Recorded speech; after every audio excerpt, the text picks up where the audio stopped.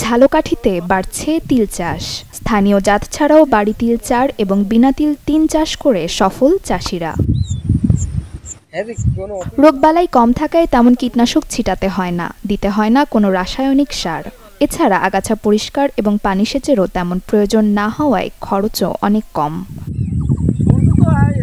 আমরা ৩-৪ হাজার টাকা খরচ করছি, ১০-১৫ হাজার টাকা লাভ। এতে অল্প খরচে ভালো আমরা লাভ পাই। ১ একর জায়গায় আমি তিল চাষ করেছি, সামনে আরো বেশি দেওয়ার আমার ইচ্ছা পোষণ করতেছি। ১ কিলো জায়গায় এতে যা ১৫-২০ মণ তিল হয়।